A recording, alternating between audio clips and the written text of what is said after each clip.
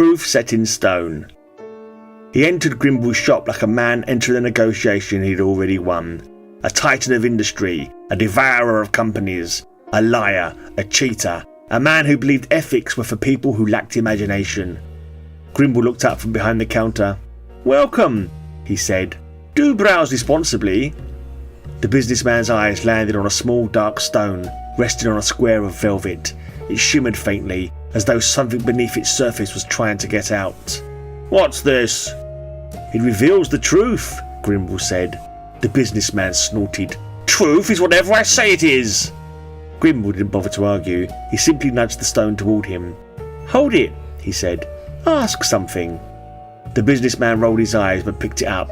It was warm, disturbingly warm. Fine, he'd play along.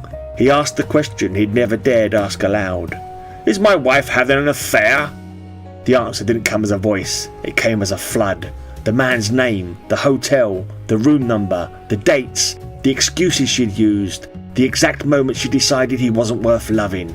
He staggered, gripping the counter. What the hell was that?"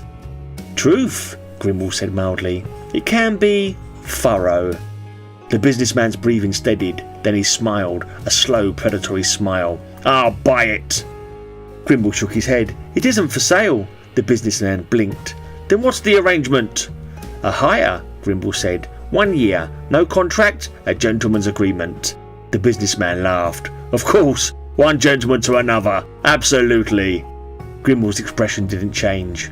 1 year, he repeated. "Return it on time." The businessman paid the hire fee and pocketed the stone.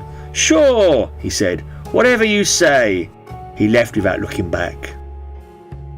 The stone worked everywhere. In boardrooms he could smell lies like smoke. In negotiations he knew exactly when to push, when to threaten, when to walk away. He exposed rival secrets. He predicted hostile takeovers. He dismantled competitors. He crushed whistleblowers before they spoke. He manipulated markets with surgical precision. He became unstoppable. He called the stone his truth engine. He kept it in his pocket like a talisman. And when the year ended, he did not return it. "Grimble can go to hell," he said, and went to bed smiling. He woke with a pressure behind his eyes, a need, a compulsion. He sat at his desk and began to write. Everything, every petty detail, from the smallest lie to the biggest whopper. The bribes, the fraud, the cooked books, the illegal dumping, the workers he endangered, the politicians he balked, the whistleblowers he buried, the affairs, the employers he duped, the deaths he caused. He wrote until his hand cramped. He tried to stop. He could not. The truth poured out of him like poison leaving a wound. He called a press conference. Each chair had a copy of his confession on it. His PR team thought he was announcing a merger. He stepped up to the podium, pale and trembling. A journalist asked the first question. He answered with the truth. All of it. Every question became a confession. Every sentence a revelation. Every word a nail in his own coffin.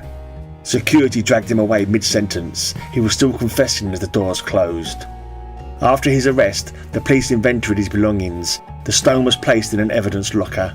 The next morning, it was gone. It reappeared on Grimble's counter, exactly where it had been a year before. Grimble didn't look surprised. He didn't even look up. He simply made a small, satisfied hrumph, whistled a tune that might have been older than the street itself, and placed the stone back on the shelf.